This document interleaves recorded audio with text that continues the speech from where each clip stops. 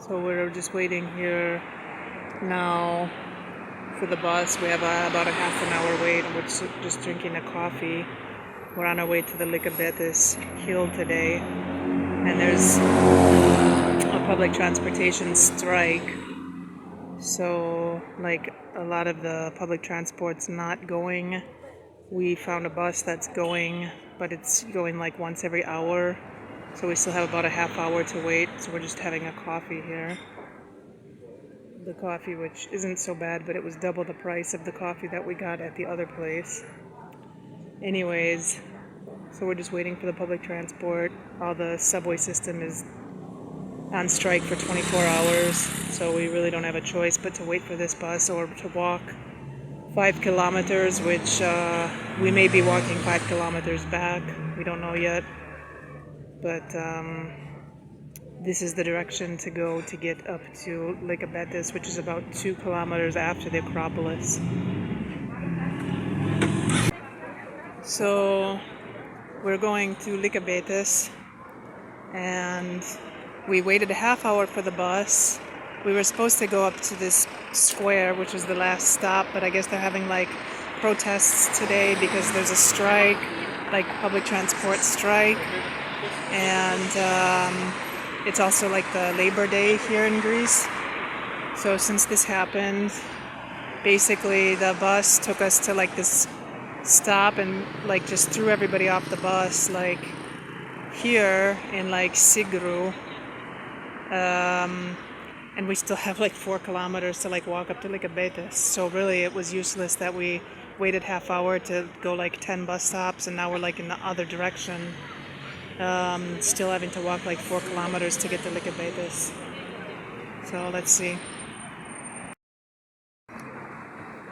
So this is one of the arches. That's Hadrian's Arch, and basically on one side it says that this is the city made of Hadrian, and on the other side it says this is the city made of Theseus, to indicate that one was going into the new city, which was made by Hadrian, and the old city of Athens made by Theseus. So today we're still in Athens. It's like 1st of May, so it's like Labor Day here too. And we're walking around the park, which is a nice park near Mount Lycabettus. That's where we're going. With the Temple of Zeus. Yeah, there's a Temple of Zeus and fountains. Stuff like that. It's kind of ironic that on the day that people are, on strike for their rights and stuff like that, you go to like a public park, like a city park, and all the public toilets are closed because obviously since it's a Labor Day, people don't work. So you're like 2023 in a European capital, you go around to like a public park, but you cannot use the toilet because people don't work, because it's like Labor Day, which makes no sense to me, because you're like, on strike for labor's rights, but then what about people rights of using a public service in a public park, like, when you have to pee? It's kind of ironic, it's a paradox, like many times in these modern times with these modern philosophies, which a lot of times they make no sense. And so you pretty much either have to hold it or go like behind a bush, which makes no sense, or you have to go in a coffee shop if you find one with a bathroom and one with open. Okay, so in the end we found the bathroom, so the toilet, public toilet here behind me. But I'm not taking back what I said before, because this is ridiculous that you have to walk around like a public park for 40 minutes to find a public restroom. There's not even like an arrow, nothing. There's no like one person, like if you want to call it like the park service pointing people. I mean, there's still like already like thousands of tourists here, and pretty much you have to like walk around until you find one, and it's like hidden, like as you can see, just like behind trees. And I mean, this is a public park. It's like close to Syntagma Square. It's a pretty big square, and I'm sure there were other people that were like walking around for like probably half an hour just to find it. So I believe in 2023, like in a European capital, I mean, I would imagine during the summer with thousands if not millions of people services definitely have to be better, especially considering how much people paying taxes, how much money is always like flowing around, and I think it's pretty ridiculous because the services are pretty low. Even finding a public toilet, stuff like that. I would say that we were in Istanbul, they were ahead of a lot of places that we've been, because you could really find like a public service like every 10 minutes or something. So obviously at least there was one, but it's still like a ridiculous. I mean, even people have children or whatnot, so definitely these things have to be, they need to improve, especially in a place where like tourism is a big chunk of of their economy. And it's true that like there's maps inside the park, but still consider how many people there are around, and you already like passed by a couple of these public toilets that were closed, so at least there should be, I don't know, some arrows, some directions, and in the end you still have to walk around the whole park. I would imagine even in the summer with thousands of people, there's probably like a line just to use a public toilet. And so definitely I think the service for the public and for tourism have to improve. I mean, a big place like this, there cannot be like one public toilet for thousands of people going through, and then there was no light, no paper, no nothing. And this is not like complaining, but it's just like, I mean, we're in Europe, all the money that flows through Europe. This is like tourism, one of the main industry in Europe. So definitely the service has to improve, in my opinion. So pretty much you have to get to this point to read where the WC is, the toilet is. But pretty much you have to get to this point in the first place.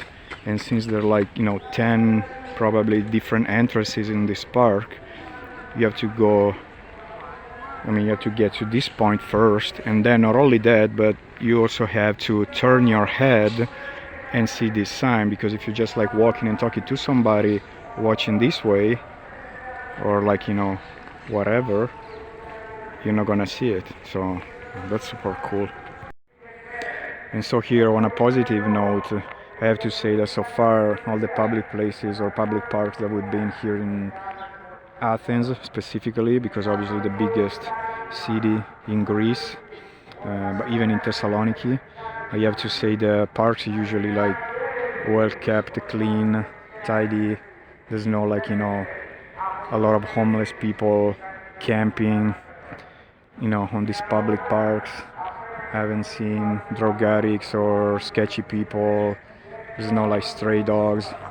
In Greece, unfortunately, is famous for having these stray dogs problems. As you can see, there are a lot of tourists, a lot of locals. This is obviously like on Monday, around 1 p.m., between 12 and 1 p.m. But as you can see, there's no weirdos around.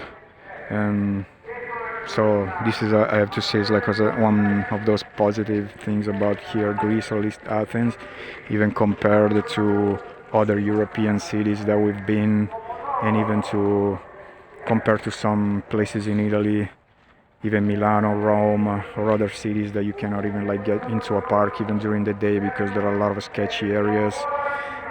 Even in Berlin, in Germany, where we lived for a few years, there were a few parks where you couldn't literally sit on a bench for more than 10 seconds before having sketchy people coming up at you and annoying you. But here I haven't seen any. So we're here. We're about to the point of the Lycabettus. We had a pretty good hike to do. It was all uphill, not so steep up to this point, a little bit at the end. Now we have some steps, and then we should come to a trailhead or something to go up to the top. Let's see. So here we have some more stairs, and then the peak should be right past this hill. So this is what we can see from the top of Mount Lycabettus. I think it's about 200 or 220 meters high. Here from this point we can see the sea, we can see the Acropolis, and then there's the stadium and pretty much the entire view of Athens. It's a little bit cloudy today. It's raining a little bit, so the view isn't super great, but we can at least see something. So this is the other side. This is the side where there is no sea. You can see the sea in this direction.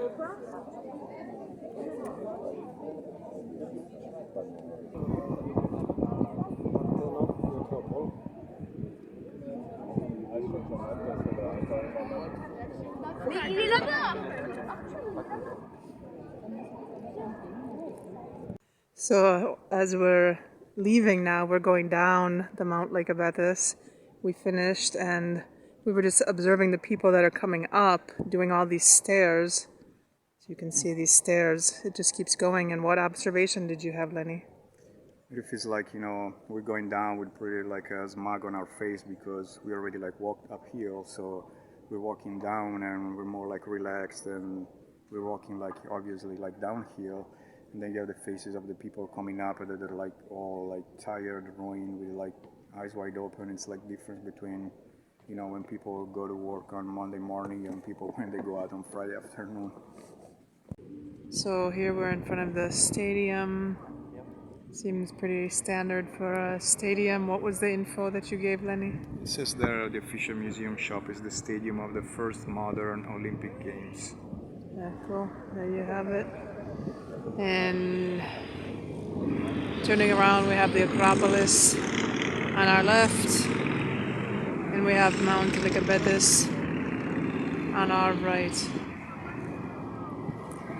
So we're just trying to find out where to get our bus for tomorrow, leaving Athens, going to Patras to catch the ferry to go back to Bari. And it seems like the buses are just leaving in this kind of square, and the ticket office is behind there, a little bit hidden, but I think we found it, so I think we'll see if we can get our tickets for tomorrow. This is on the Cattell station is near the... It's okay. No problem. The Cattell station is near the Victoria station on the M1 line. So we've just discovered that this is not the correct office. This is Athens to Thessaloniki. This is near the Victoria station. So this is not going to Athens, Patras. We have to go to Kifiseo, I believe, is on the bus line. And we're going to find out now how to do this. So we still have not gotten our bus tickets for Patras. We've made a detour to come and get our ferry tickets, which we tried to check in online, and the online check-in didn't work, so we have to find a way to get our physical tickets, and we can pick them up at the marina when we arrive in Patras, but we're not exactly sure where the ticket office is in Patras. So the other option was to come here and get our tickets from the ferry hopper office directly, so that's what we're trying to do now. So let's see what happens. We had to take the M2 back to the metro stop, Mete Giorgio, and get off and get onto the 51 bus line, which will take us to the Cattell Kifiseo bus station, where we can then get our tickets. So we just arrived at the bus station. Now we have to get our tickets. This is the main bus station in Athens. Lots of shady people hanging out, so we'll see. The Athens Cattell main bus station. And we're just waiting to take our bus to Patras, Athens to Patras. And there's pretty much like 60 buses a day or something. They pretty much go like every 30 to 60 minutes, starting at like 5 in the morning all the way to 10 o'clock at night. There's a timetable here. I don't know if you can see it. But there's quite a few buses that go Athens to Patras every day. We came on the bus 51 from the M2 line, which comes directly here, and it's the last stop, so it's pretty easy. So it's a 3-hour bus ride, Athens to Patras, and this is our bus, leaving in about 20 minutes. So we are at the place now that we have to take our ferry. We're taking the super fast ferry from Patras to Bari. There's also the ANIC lines. This is the same one that we took from Ancona to ALKEMYSTICA, but we're not taking that one today. Basically, when you arrive here at the Catel bus station in Patras, there's really only two ways that you can get here from what we discovered. Is you can either walk, which is 4 kilometers, it takes about 45 minutes, or you can take a cab. And I think that maybe the cab drivers have the lobby over all the public transport or taking the people to the South Port, because apparently there was no bus or anything that goes down here. So we took a cab. It cost 10 euro. We found another lady that was going in the same direction, so we basically shared the cab with her. And then we gave him like a tip of like 5 euro. So he was pretty happy, but he was a nice guy and he helped us with our luggages and everything. So we basically got here now. And then at 5:30 we'll take we'll start to check in at 4 is boarding, and then at 5:30 the ferry will start to leave to go back to Italy. And then if you're down here, if you arrive at the Catel bus station and you take a cab down here, there's like a little grocery store, there's an espresso bar, there's all the check-in companies, there's like a couple shops, there's bathrooms, so you can wait, you don't have to do it at the bus station, you can wait until you get to the South Port if you're taking any ferries to Italy, because there's pretty much everything that you need here, at least like, a couple, 2-3 minor things. So now we're on our way. We are leaving at 5:30 from Patras, and we should be arriving in Bari tomorrow morning at 9 a.m. This ferry is a little bit smaller from the other ones that we were on. Our seats are right behind this window. Hopefully we can get some rest tonight. This is Patras from the ferry.